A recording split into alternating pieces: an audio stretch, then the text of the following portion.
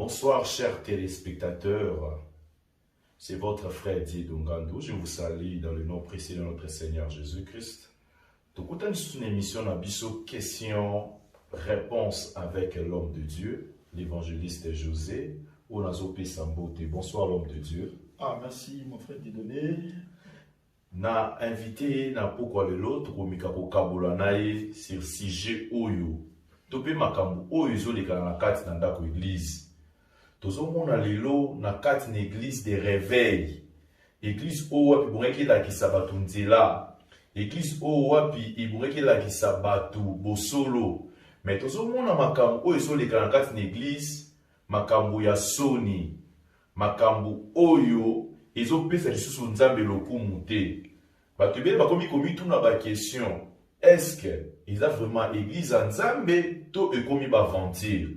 Tozomona na kati d'église bapaster mosusu bazobeta bato bafimbu. Tozomona na kati d'église bapaster bakomi kosokola bato bamai. Tona na video oyo tomona makambo oyo kolekana na kati na église oyo pe na sima Mosali na nzambe ameka kolimbola biso ba réalité oyo ezoleka na kati na église. L'important de voir si tu es prêt pour le ministère. Is to test to know whether you're ready for the ministry. Il n'est pas mort. He's not dead. Il n'est pas He is not dead. Yes. You are my everything. You are my standby. Till the day you are. Jesus, I am your own. You are my everything. You are my standby. Till the day you will come. Jesus, I am your own. I am your own.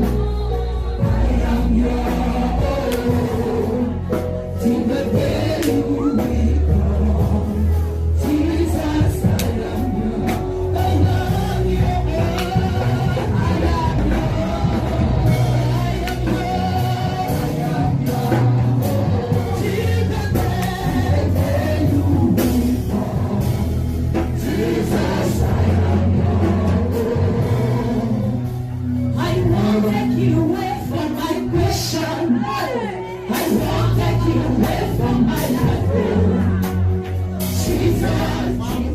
you're ready, said your way to piano.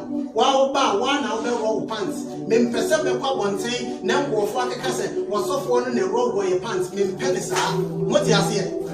It's one more bar, or raw pants, no soft many, may you are what I asked the amount. Hallelujah. Une vidéo d'un pasteur fictif, rasant les poils pubiens de femmes censées être ses fidèles, a suscité l'indignation de certains Ghanéens. La vidéo montre l'homme de Dieu qui demande à ses fidèles féminines d'enlever leurs sous-vêtements pour qu'ils puissent raser leurs poils. Il fait référence au livre de Lévitique qui demande aux chrétiens de se raser les poils pubiens avant de prendre un bain.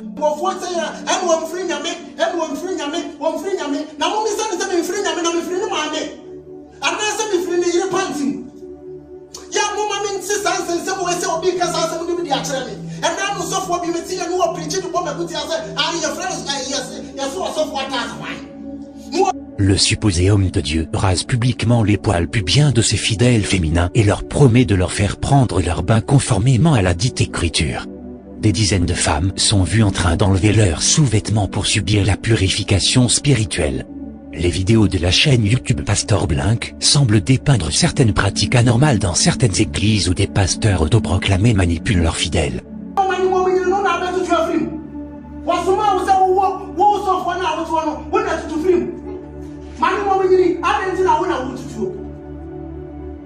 Sur les médias sociaux, plusieurs Ghanéens ont exprimé leur dégoût à l'égard de cette vidéo virale. C'est très énervant de voir à quel point certaines personnes se font laver le cerveau pour tomber dans le piège de tout ce que leurs pasteurs disent sans y réfléchir à deux fois est autre chose.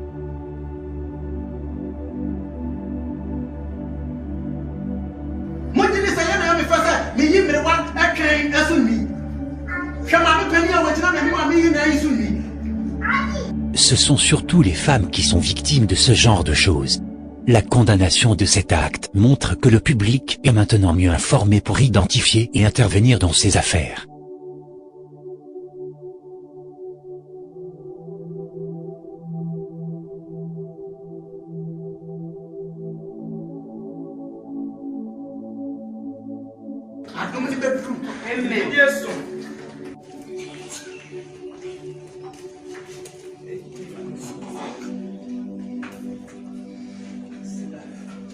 Ceci est peut-être un extrait de film, mais de telles pratiques contraires à l'éthique persistent encore sur notre continent.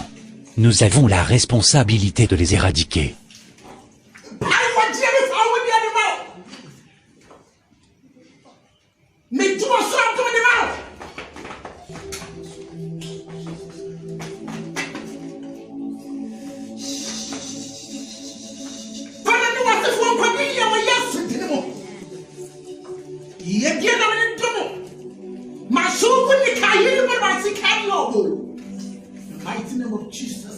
Amen.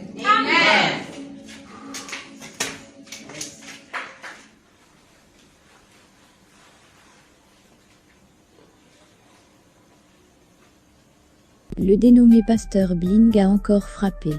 En cette nuit de Nouvel An, pendant que certains pasteurs priaient pour leurs fidèles, un pasteur a été vu dans une vidéo diffusée en direct, effectuant un rituel de croisement bizarre pour les femmes de son église.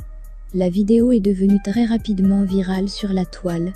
Le pasteur a été vu en train de demander aux femmes de son église de se dépêcher et de venir pour le bain sacré. Les femmes de l'église se sont déshabillées pour le bain, et après on pouvait les voir en train d'attacher des serviettes, pour ensuite être frottées d'huile d'olive par un autre pasteur. Le religieux a également affirmé qu'il a reçu les directives de là-haut, et qu'il savait que les hommes lambda, dépourvus de connaissances, ne pouvaient pas comprendre. Il savait donc que cela allait provoquer des controverses. Mais malgré tout, il n'avait pas d'autre choix que d'obéir au Saint-Esprit. La scène se déroule au Ghana, et on peut distinctement lire sur l'affiche de l'église à l'arrière, le nom de ce pasteur, Pasteur Bling. Les plateformes d'information locales au Ghana ont rapporté que le pasteur s'était engagé dans le rituel pour purifier ses membres, afin qu'elles soient saintes et pures pour cette nouvelle année. Et vous, désirez vous faire purifier par le pasteur pour réussir durant cette année? Voilà, la vidéo oyo na église des réveils. Ils en ont battu belé, batika, église catholique, bima na église ya ba musulman, bakimbangiste, ba témoin de Jéhovah. Nakala, badolo bakibatona bana na Saint-Esprit te. Tolo bakibatona ba ebi nzambe te. Mais tozo mona ke na église obo wale ko critiquer. Na église obo wale ko loba mabe na bango. Mais peut-être pour soto o etkala jamais pour salima. Mais les lots tozo mona makambu nyonso wana kati d'église des réveils sans sa responsabilité. Pudeur ezali sous-souté. Tozo mona ba pasteur bazo longola batu bilamba tozo komona na kati na vidéo. Analyse na yo kokozala nini par rapport à makambu o tozo mona lelo na kati na église. Toyi kobenga ngo église ya Nzambe to ekomi nini? Maloba epa na yo mosali na Nzambe. Ok, merci bien-aimé, Dieudonné. Et merci naba ndeko bazuli baku ya kolanda biso. Autant nyonso bazo ko s'abonner na notre chaîne pe bazo ko accompagner biso na nzela ya ba commentaire na bango na nzela ko liker pe ko partager la vidéo. Que Dieu vous bénisse richement. Et vraiment comme on a vidéo au total ici par rapport à la réalité, je les calelo dans l'église des réveils et je crois minya kolobezali na katia makambo.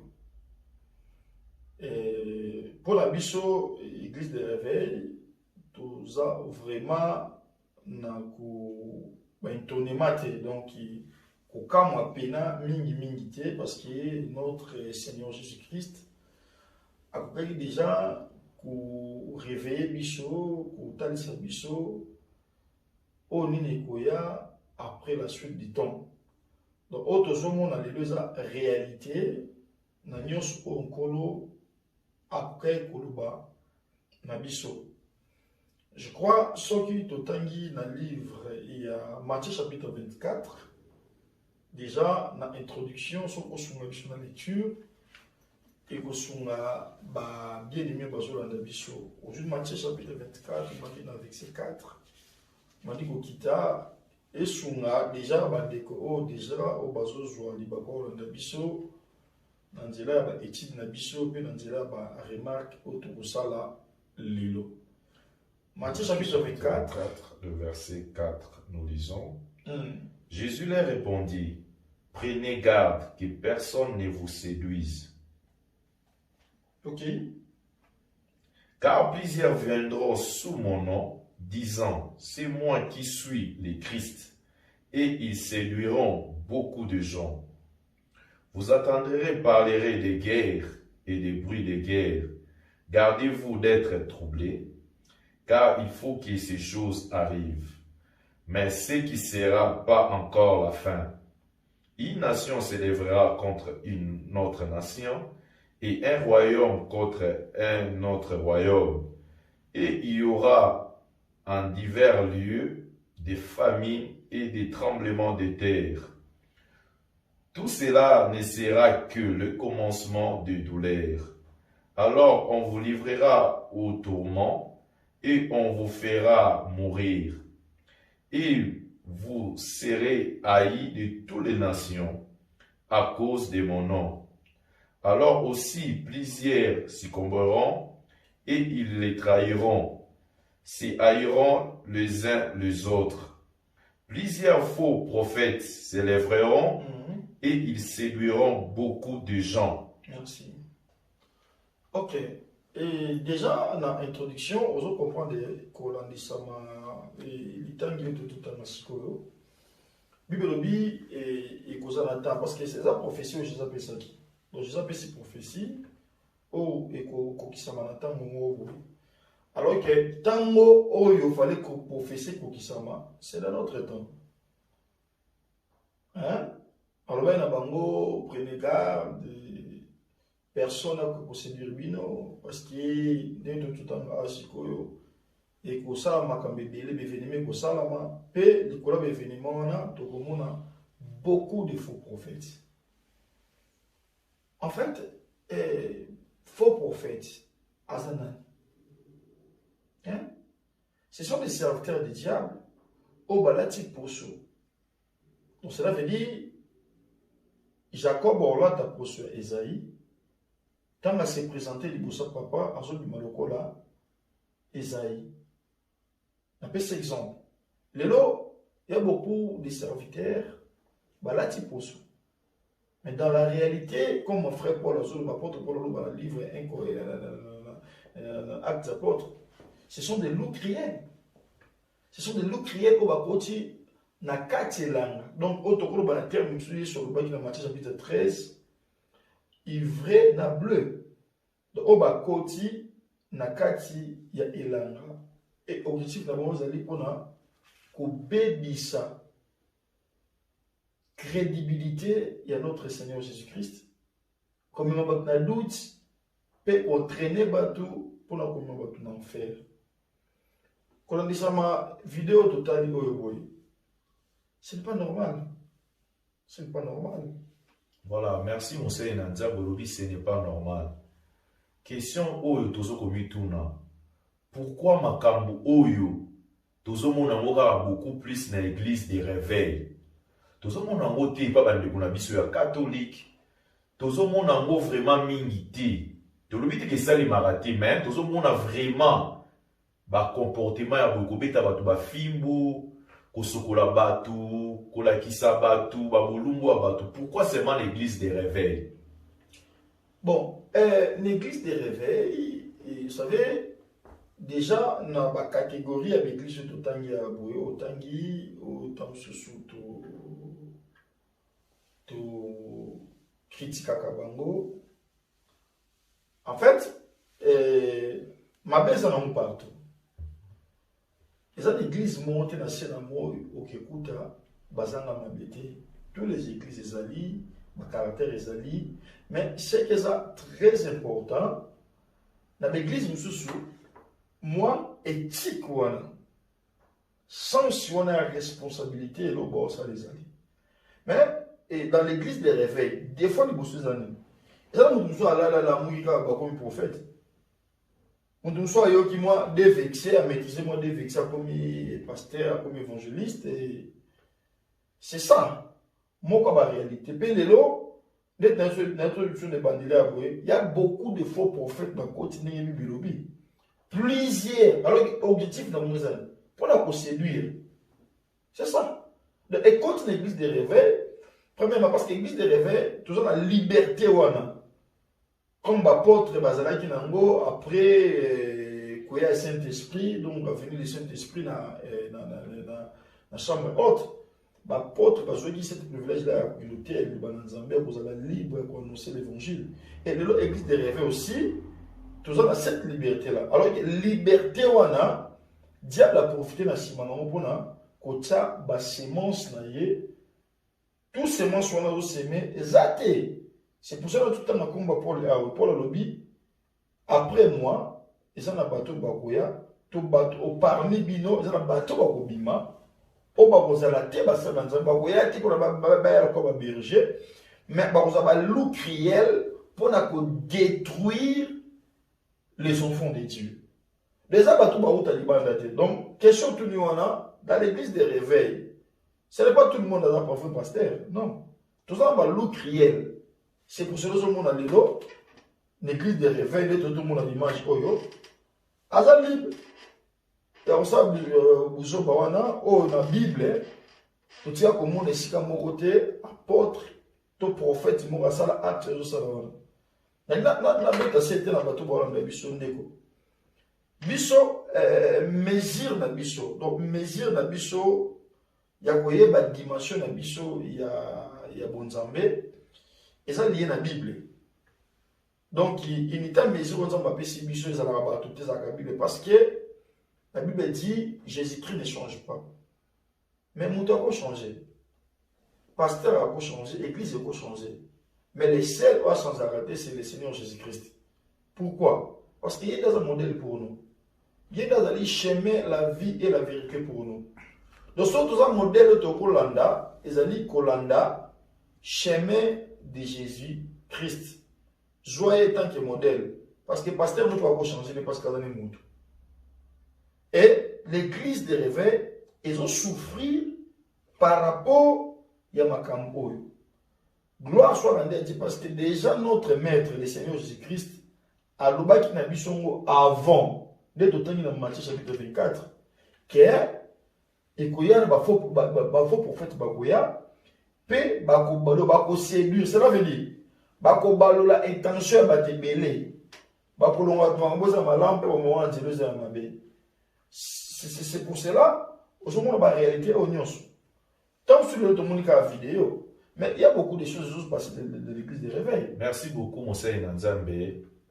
Tout ce qu'on a pu la pratique et bien aux autres aliments dans l'église. Entre autres, la pratique, il y a pour teka, il y a pour somba. Au commun, l'église qui se passe teka la bateau, il y a pour somba mafuta oyo. Par contre, on dirait que appel de fonds. Somba mafuta oyo, $10,000, $20,000, $100,000. Tout le monde somba mai, somba biloko, tout le monde a un petit commerce et comme une église. Pensez nous amis par rapport à ma kambu, pratique ou ma commerce na une église. Bon, tout cela, Bible déjà le bango. Bible le bango ma kambu nyonso. Donc pour la moutoua tant la Bible peut-être même de quoi l'équilibre, mais pour la moutoua ça dit lecteur et le banzambe. En tout cas, au Salabisson grâce, autant que la Bible dans le livre Matthieu chapitre 21, et verset 12 à 13. Matthieu chapitre 21, le verset 12 et le verset 13. Jésus entrant dans les temples de Dieu, il chassa tous ceux qui vendaient et qui achetaient dans les temples. Il renversa les tables des changeurs et les sièges des vendeurs de pigeons. Il leur dit, il est écrit, ma maison sera appelée une maison de prière. Mais vous en êtes fait une caravane de voleurs. Comprends? Donc, déjà, ma pratique, toujours mon andelo, et ça, ma pratique, déjà, Jésus, mon autant dans la chair humaine, sur la terre des humains, à interdire qu'il y a un ça veut dire à péquer ça qui y a un il y a une interdiction au Christ déjà à montrer qu'il biso. Il veut dire Jésus a une temple où il est censé il y a côté à tout ça malade il y a pour prier donc lieu où il est saint sacré pour nous Nzambé et le mot qu'on a la lié sacré et comme marché. Mais il y a le mot que la carte est vexé au Totangi. Le temps où Jésus a côté va changer de monnaie, peut va vendre des pigeons. Alors que pigeons dans la Bible, à la gare, ils mangent le Saint-Esprit. Comprenez? C'est là. Les lots, tous les pigeons, les chouettes, dans quatre églises, mais les lots, il y a huile aussi, et représente la Saint-Esprit. Donc, même chose entre huile et pigeon. Sur le cas de pigeon, Nathan a biso yesko huile. Et il y a ba mai et il y a to amona ki mo waso mi camion à zéro ateka ba lutu. Comprends? Ateka ba lutu pour la guérison tout consomme. Donc alors que ma pratique déjà Jésus a télémé la kiamo déjà avant qu'on dise ça Matthieu chapitre 21 katotangi. Donc tout cela c'est diable. C'est pour cela Bible en a raison. Bible en a raison pour aller.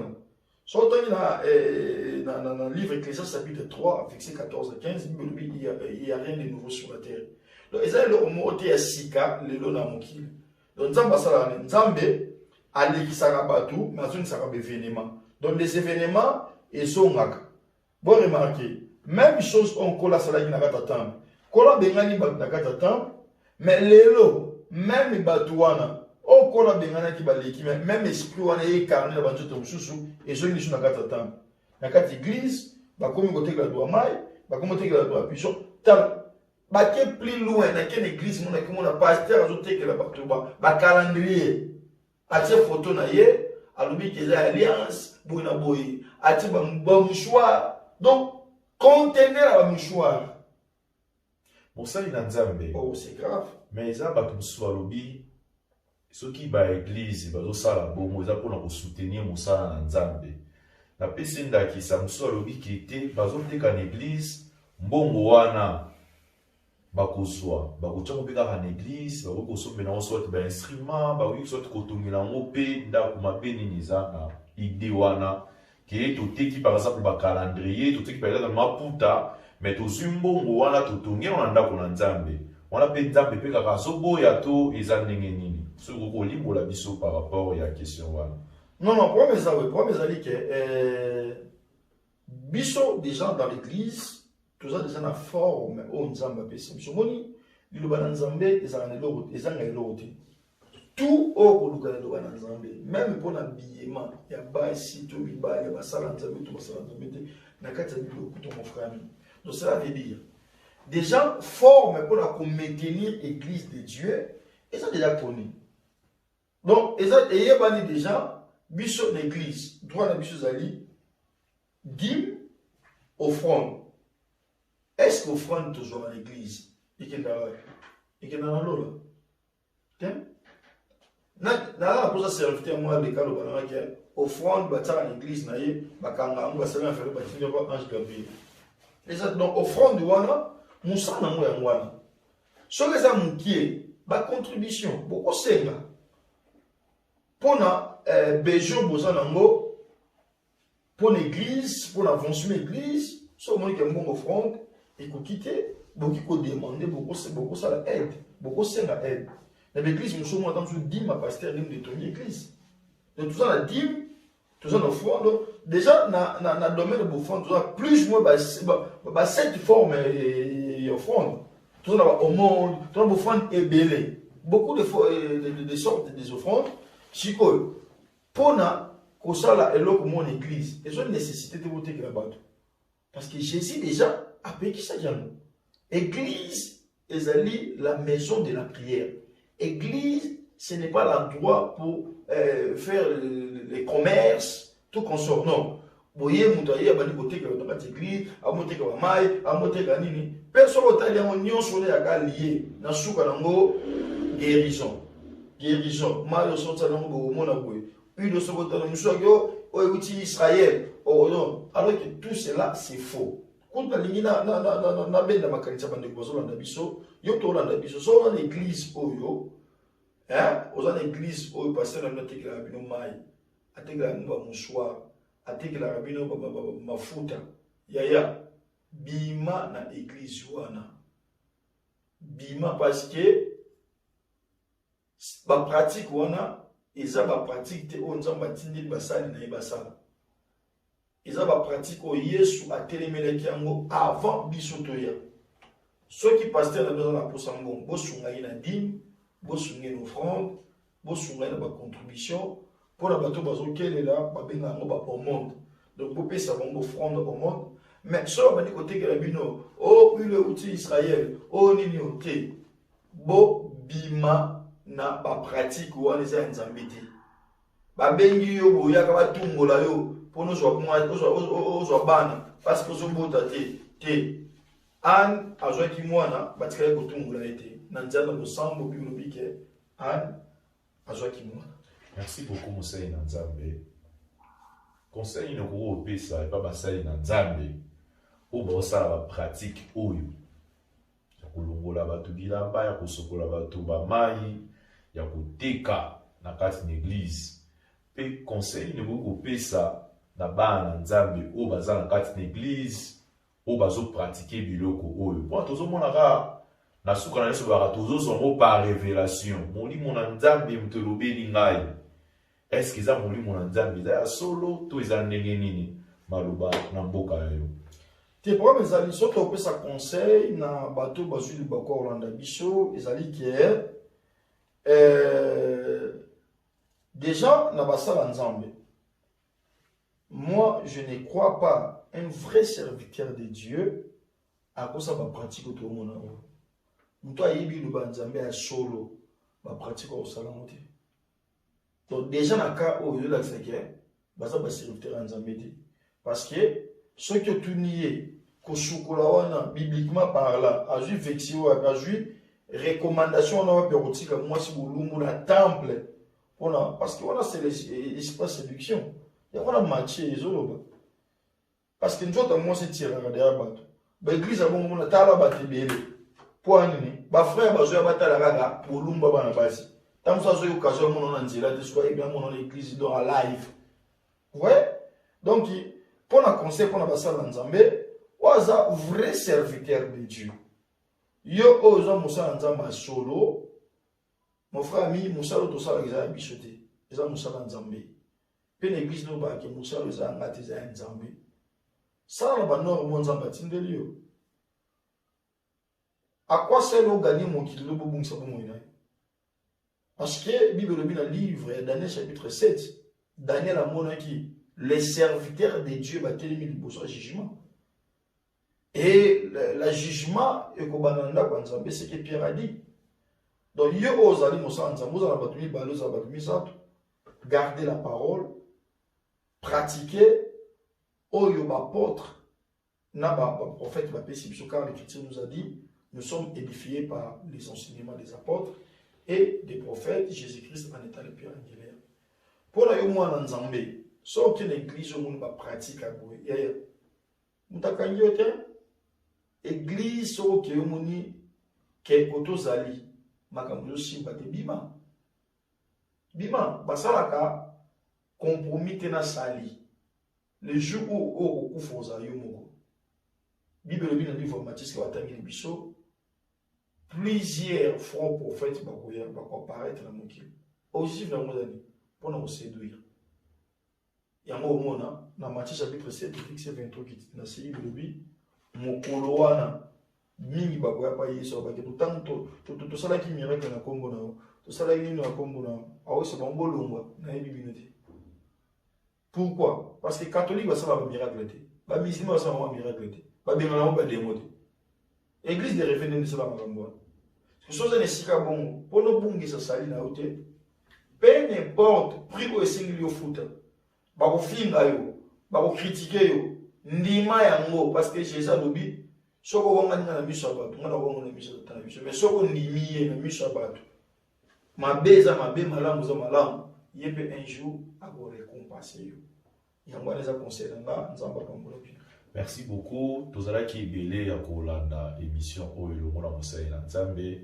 Topesiso merci beaucoup l'homme de Dieu pour la disponibilité na yo na pokwa lelo.